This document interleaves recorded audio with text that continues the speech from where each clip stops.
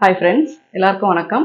இந்த வீடியோல நம்ம ஒரு பிளவுஸ்னுடைய கட்டிங் எப்படி அப்படிங்கறத நம்ம பார்க்கலாம். அதாவது எந்த ஒரு மாடலும் இல்லாம ஒரு thin shoulder ஒரு ரவுண்ட் நெக் பிளவுஸ் அது எப்படி வந்து நம்ம கட் பண்றது அப்படிங்கறத நம்ம பார்க்கலாம். மேக்ஸிமம் எல்லாம் ரொம்ப டீப் நெக், thin shoulder அந்த மாதிரி எல்லாம் இருக்கும்போது நம்ம ஒரு சிலருக்கு நார்மலான ஒரு ரவுண்ட் நெக் எப்படி கட் பண்றது அப்படிங்கறதே நமக்கு வந்து மறந்து போயிடும். ஏன்னா நம்ம வந்து ஒரு குறிப்பிட்ட அளவுக்கு மேல போகும்போது எல்லாமே டீப் நெக்கு, அப்ப அதுக்கு எல்லா கால்குலேஷனுமே நம்ம மாத்தணும் அப்படிங்கிற மாதிரி எல்லாம் இல்லாம நார்மலா க்ளோஸா ஒரு ரவுண்ட் நெக் வைக்கணும் அப்படின்னா அது எப்படி அப்படிங்கிறத இந்த வீடியோல பார்க்கலாம். அதற்கான மெஷர்மெண்ட்ஸை நான் இப்போ வந்து போர்டில் எழுதுறேன். 35 வந்து செஸ்ட் ரவுண்டு, 29 அப்படிங்கிறது வெயிஸ்ட் ரவுண்டு, 14 வந்து பிளவுஸ் லென்த்து, 11 இன்ச் வந்து ஸ்லீவ் லென்த்து, 11.5 வந்து sleeve round, 15.5 arm hole round, 15.5 shoulder, front neck 7 inch, back neck 9 inch. இதுக்கு நம்ம ஷோல்டர் வந்து 5.5 இன்ச்சு வச்சுக்கலாம். ஏன்னா நமக்கு வந்து நெக்கு வந்து கொஞ்சம் டீப்பாக இருக்கும்போது ஷோல்டர் கொஞ்சம் தின்னாக இருந்தால் போதும். ஆர்ம் ஹோல் வந்து 6 இன்ச்சு வைக்கலாம். இப்போ இதுதான் ஒரு பிளவுஸினுடைய மெஷர்மெண்ட்டு. இப்போ 35 கூட 4 இன்ச்சு சேர்த்திக்குவோம். அப்போ 39 வரும். இதை நம்ம 4ஆக பிரித்தோம் அப்படின்னா 9.25 வரும். இது வந்து 7.25 வரும். நம்ம வந்து 29 4ஆக பிரித்தோம் அப்படின்னா 7.25 வரும். அதுக்கப்புறம் 1.5 இன்ச்சு. அதுக்கப்புறம் இதுக்கு சீம் அலவன்ஸ் எவ்வளோ கொடுப்போம் அப்படிங்கிறதெல்லாம் நம்ம கட்டிங்கில் பார்த்துக்கலாம். அதாவது மெஷர்மெண்ட்ஸ் அப்படிங்கிறது மட்டும்தான், இது ஒரு பாடி மெஷர்மெண்ட் நம்ம எடுத்திருக்கோம். அதை வந்து ஒரு சின்ன சின்ன விஷயங்கள் மட்டும் நம்ம என்ன அப்படிங்கிறத நம்ம பார்த்துருக்கோம். இப்போ இதில் வந்து நான் மார்க் பண்ணுறேன். எப்போவுமே ஃபஸ்ட்டு நம்ம கீழே வந்து இந்த பிசுறாக இருக்கிறத முதல்ல கட் பண்ணி எடுத்துருவோம். அதுக்கு ஒரு ஸ்ட்ரைட்டாக லைன் போட்டுக்குவோம். இதுக்கு மேலே போடுறது தான் நம்ம வந்து ஃபோல்டிங்காக போடுற அளவு. இப்போ இந்த கீழே இருக்கிறத நம்ம ஃபஸ்ட்டு கட் பண்ணிக்குவோம்.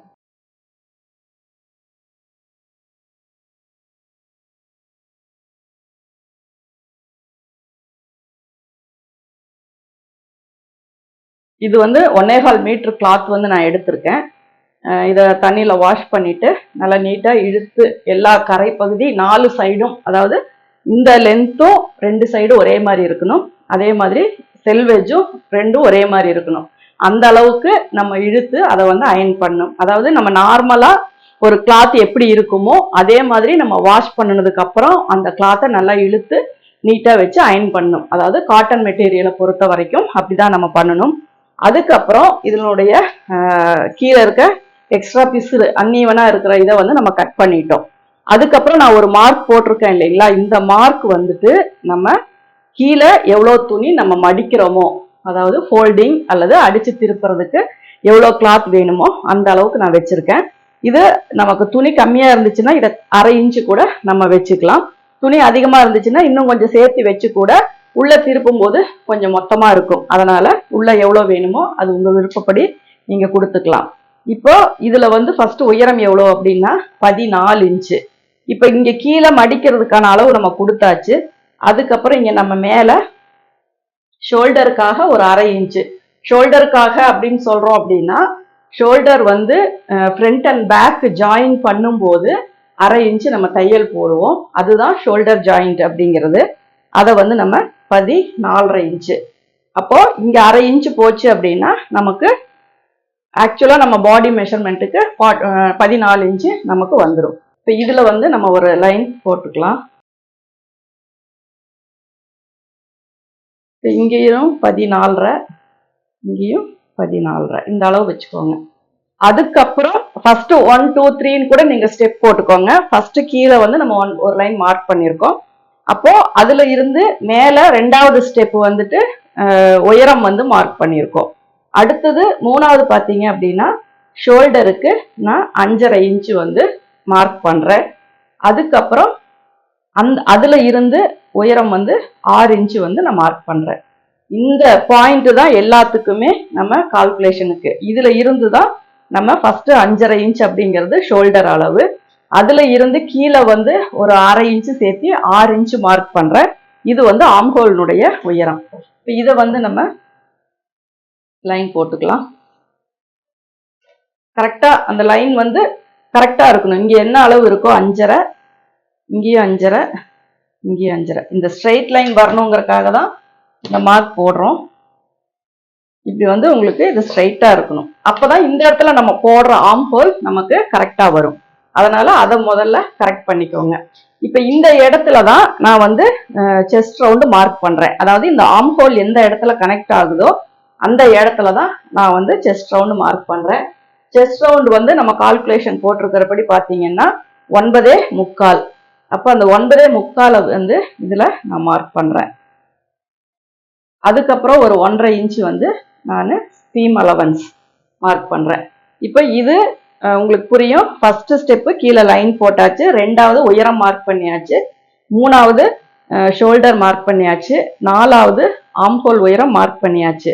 அடுத்தது இதுக்கு வந்து ஒரு ஸ்ட்ரைட் லைன் போடுறோம். அடுத்தது இந்த இடத்துல நம்ம செஸ்ட் ரவுண்டு 9.25 ஜாயின் பண்ணுறோம். இப்போ அதுக்கு வந்து நம்ம ஒரு இதையுமே நீங்கள் செக் பண்ணிட்டு லைன் போட்டுக்கோங்க. 6 இன்ச்சு வருது. அப்போ இங்கேயும் 6 இன்ச்சு. அப்போதான் உங்களுக்கு ஒரு ஸ்ட்ரெயிட் லைன் கிடைக்கும்னு வச்சுக்கோங்களேன். அதனால இந்த லைன் போட்டு நான் இதுக்கு வந்து லைன் போடுறேன். இப்போ இதுல வந்து நமக்கு தேவையான ஆம்ஹோல் கரெக்டா இருக்குதா அப்படிங்கிறத நம்ம பார்த்துக்கலாம். இப்போ நம்ம வந்து ஆம்ஹோல் வந்து 15.5 வருது. அப்போ நமக்கு 7.25 இந்த 1/2 இன்ச்சு வந்து நம்ம ஷோல்டர் ஜாயிண்ட்டுக்கு போயிடும். இதுல இருந்து நம்ம மார்க் பண்ணும்போது நமக்கு 7.25 வரணும். அப்போ இந்த அளவு ஓகே. அதுக்கப்புறம் நெக்கு வச்சு அட்ஜஸ்ட் பண்ணும்போது அதை வந்து நம்ம மாத்திக்கலாம். அடுத்தது 7.25 அப்படின்னு நம்ம பிரிச்சிருக்கோம். இடுப்பினுடைய சுற்றளவு 4/1 பங்கு அதை மார்க் பண்ணியிருக்கேன். அதுக்கப்புறம் 1 இன்ச் அப்படிங்கிறது நம்ம பேக்ல டாட் போடுறதுக்காக, அதுக்கப்புறம் ஒரு 1.5 இன்ச் அப்படிங்கிறது சீம் அலவன்ஸ். இப்போ இந்த இதை வந்து நம்ம லைன் போட்டுக்கலாம். இப்போ கொஞ்சம் டீப் நெக் வரும்போது நம்ம இந்த லைட்டா இந்த இடத்துல ஒரு இந்த சென்டர் டாட்ல இருந்து இதுக்கு வந்து மிட் பாயிண்ட் நம்ம பார்த்தோம் அப்படின்னா 8.25 வரும்போது 4.1 பாயிண்ட் வந்து நமக்கு வரும். இப்போ இதுல இருந்து சும்மா ஒரு 1/2 இன்ச்சுக்கு லைட்டா ஸ்லாண்டிங்கா போட்டுக்கிட்டீங்க அப்படின்னா பின்னாடி நிறைய பேர் சொல்ற மாதிரி சென்டர் வந்து தூக்கிட்டு போயிருது. போடும்போது சைடு இறக்கமா இருக்கு, அந்த டாட் பிடிச்சதுக்கு அப்புறம் மேல அது தூக்கிக்குது. ஷேப் பாத்தீங்கன்னா இப்படி வி ஷேப் மாதிரி வருது. அப்படிங்கிறது அப்படி வராம இருக்கணும்னா இந்த இடத்த நம்ம பெண்ட் பண்ணணும். அது இந்த டாட்ல இருந்து சும்மா ஒரு 1/2 இன்ச்சுக்கு நீங்க கிராஸ் பண்ணீங்கன்னா போதும். இப்ப கழுத்தினுடைய அகலம் வந்து நான் ஒரு 2.25 வைக்கிறேன். 2.25 வைக்கிறேன். பின் கழுத்தினுடைய உயரம் பாத்தீங்கன்னா 9.5 இன்ச்சு. 9 அப்படிங்கிறது நமக்கு பிளவுஸினுடைய அளவு. 1/2 இன்ச்சு அப்படிங்கும் போது இங்க ஷோல்டருக்கு வந்து நம்ம ஸ்டிச் பண்ணிடுவோம். அதுக்கப்புறம் வர்றதுதான். அப்புறம் நீங்க எப்படியும் ஸ்டிச் பண்ணும்போது ஒரு தையல் வந்து ஒரு 1/4 இன்ச்சு வரும். இருந்தாலும் அது நீங்க இங்க முன்ன பின்ன பிடிக்கும் போது அது சரியா போயிடும். அதனால நீங்க 9 + 1/2 அதை மட்டும் சேர்த்துனீங்கன்னா போதும். அதுக்கு வந்து நீங்க சீம் அலவன்ஸ் சேர்த்து தேவையில்லை. இப்ப இதுக்குமே ஸ்ட்ரைட் லைன் எப்படி வரணும்னு நீங்க கண்டுபிடிக்கணும்னா இங்க 2.25னா கீழையும் 2.25 வச்சுக்கிட்டீங்க அப்படின்னா இதை ரெண்டையும் கனெக்ட் பண்ணும்போது இதுதான் உங்களுக்கு ஸ்ட்ரெயிட் லைன். இது வந்து கழுத்தினுடைய அளவு. இப்போ லைட்டா கழுத்து வந்து நீங்க அகலப்படுத்தணும் அப்படின்னா இங்க இருந்து இப்படி ஒரு 1/2 இன்ச்சோ 3/4 இன்ச்சோ நீங்க கொண்டு வந்துட்டு இதை வந்து நீங்க ரவுண்ட் பண்ணிக்கோங்க. இதுதான் உங்களுக்கு ரவுண்ட் நெக். இப்போ நெக் இந்த அளவுக்கு நம்ம கொண்டு வந்துட்டோமே, அப்போ செஸ்ட் வந்து இங்க லூஸ் வருமா, சாரி பாடியினுடைய back side arm hole side loose வருமா அப்படின்னா கண்டிப்பா வரும். ஏன்னா நெக் இங்க இறக்கும் போது நமக்கு ஈஸ் அலவன்ஸ் நம்ம கொஞ்சம் குறைச்சிதான் ஆகணும். அப்போ நம்ம எவ்வளவு வைக்கணும் அப்படின்னா இங்க இருந்து நீங்க 9.25 எங்க வருதுன்னு பாத்துக்கோங்க. அந்த இடத்துல நீங்க மார்க் போட்டுக்கோங்க. இப்ப பாத்தீங்கன்னா இதுல 1/2 இன்ச்சு பக்கம் உங்களுக்கு குறையும். அப்ப இங்க இருந்து நம்ம இதை மெஷர் பண்ணும்போது இதை கொஞ்சம் இப்படி டீப் பண்ணி மெஷர் பண்ணீங்கன்னா போதும். உங்களுக்கு இதுக்குள்ளேயே ஆம்ஹோல் நம்ம டிராப் பண்ணிக்கலாம். ஏன்னா ஃபர்ஸ்ட் நம்ம இப்படி வச்சு மேலாப்ல போட்டிருப்போம். இப்ப நீங்க வந்து இந்த 1/2 இன்ச்ல இருந்து கொஞ்சம் இப்படி டீப் பண்ணி கொண்டு வந்தீங்க அப்படின்னா உங்களுக்கு அதுலயே 7.25 வந்துடும். சப்போஸ் வரல அப்படின்னா கொஞ்சம் கீழே இறக்கி நீங்க டிரா பண்ணிக்கலாம். இப்ப இந்த லைனை வந்து நான் இதோட கனெக்ட் பண்றேன். இப்ப இதுல இருந்து 1.5 இன்ச்சும் போது இதை உள்ள கனெக்ட் மாத்திக்கலாம். இப்ப இதுல வந்து நம்ம ஆர்ம் ஹோல் ரவுண்ட் வந்து இப்படி டீப் பண்ணி மார்க் பண்ணிக்கலாம். இதுதான் நமக்கு அளவு. இதுவுமே இப்படி ரொம்ப உள்ள கொண்டு வந்தீங்கன்னா நீங்க ஃப்ரண்ட் வெட்டும் போது ரொம்ப என்னமோ உள்ள இழுத்துட்டு வர மாதிரி இருக்கும். அதனால இந்த ஹாஃபுக்கு மேல இப்படி சிசரை வந்து இப்படி உள்ள கொண்டு வராம சிசர் அப்படியே ஸ்ட்ரெயிட்டா வச்சு இப்படி கொண்டு வந்தீங்கன்னா போதும். இது வந்து நமக்கு பேக்கு. அப்போ இந்த இடத்துல நம்ம என்ன பண்ணுவோம் அப்படின்னா சும்மா லைட்டா ஒரு 1/4 இன்ச் மட்டும் உள்ள கொண்டு வந்துருங்க.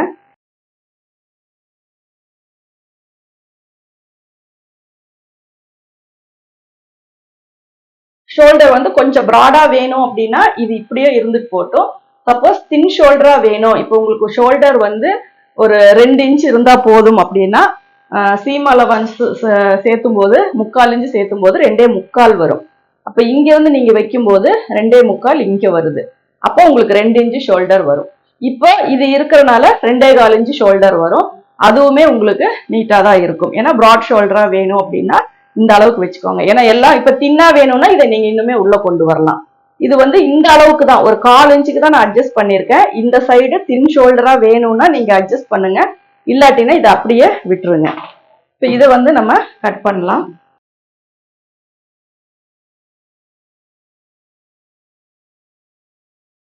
இந்த இடம் நமக்கு வந்து ரொம்ப அப்படி ஷார்ப்பா இருந்துச்சு அப்படின்னா இதை மட்டும் லைட்டா கட் பண்ணுங்க. அப்பதான் உங்களுக்கு ஷோல்டர் வந்து ஸ்ட்ரைட்டா வரும். நெக் இறக்கம் வந்து ஒரு பிரச்சனையும் வராது, கரெக்டா இருக்கும். இப்பதான் நமக்கு ஷோல்டர் வந்து இதை ஓபன் பண்ணி பார்த்துக்கோங்க. இந்த இடம் கரெக்டா இப்படி ரவுண்டு குழி வேணும் அப்படின்னா சும்மா ஒரு 1/4 இன்ச்சு இங்க எந்த அளவுக்கு நீங்க குறைச்சிங்களோ அந்த அளவுக்கு இங்க டீப் பண்ணிக்கோங்க. இல்ல அப்படியே கொஞ்சம் ஃபார் ரவுண்டே வேணும் அப்படின்னா அந்த இதை வந்து அப்படியே விட்டுருங்க. நான் இந்த இடத்துல சும்மா லைட்டா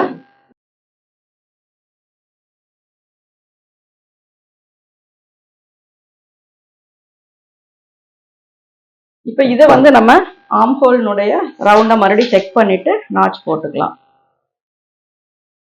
7.25 வருது. இதை வந்து நான் நாச் போட்டுக்கிறேன். இங்கேயும் கொஞ்சம் இப்படி கிராஸ் பண்ணி இருக்கிறதுல நாச் போட்டிருக்கேன். நீங்க ஸ்டிச் பண்ணும்போது கரெக்டா இந்த 1/2 இன்ச்சு மேல இருந்து தான் இப்படி கொண்டு வரணும். அப்பதான் வந்து உங்களுக்கு அந்த ஷேப் வந்து கரெக்டா வரும். இப்போ இது வந்து நம்ம ஒரு பேக் போர்ஷன் கட் பண்ணியிருக்கோம்.